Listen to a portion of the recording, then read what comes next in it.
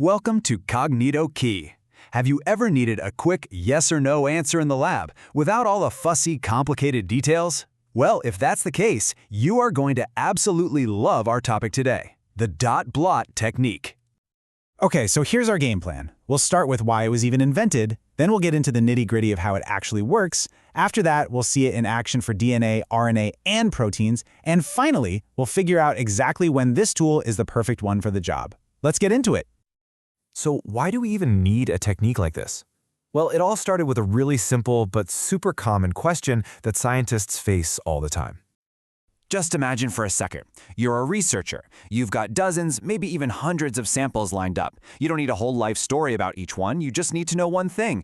Is the molecule I'm looking for in there or not?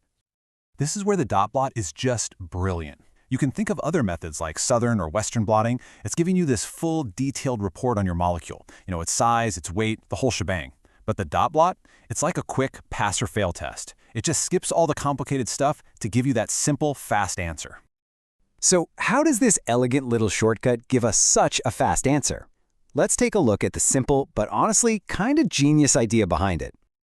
The secret is all in its simplicity. You get to skip the whole process of running your sample through a gel. Instead, you just take your liquid sample and apply it directly, like a dot, onto a special membrane. The only question left is your target molecule hiding somewhere in that dot? Now, the scientific heart of this whole thing is a concept called hybridization. It sounds a bit complex, I know, but it just means using a specific probe, which is like a tiny detector molecule, that will only bind or stick to the one specific target you're looking for. It's basically molecular matchmaking.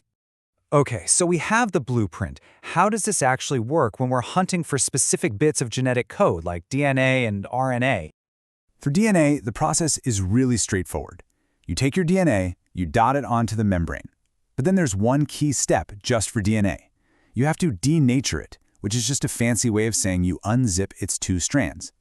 This lets your radioactive probe get in there and bind if it finds a match. You give it a wash, and boom, the result shows up on an X-ray film. And for RNA, well, the process is even simpler. Notice that something's missing? We get to skip the denaturation step completely. That's because RNA is already a single-stranded molecule, so it's already ready for that probe to come in and bind. It's a small change, but it makes the whole process just that little bit faster. All right, so we've covered the genetic stuff, but what about the workhorses of the cell, the proteins? The main idea is the same, but the tools we use are a little bit different.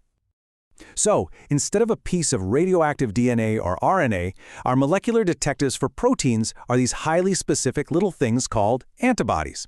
Think of them as tiny, perfectly shaped keys that are designed to find and lock onto only one specific protein.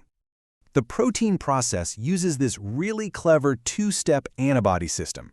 First, you have the primary antibody. It acts like a scout, finding our target protein.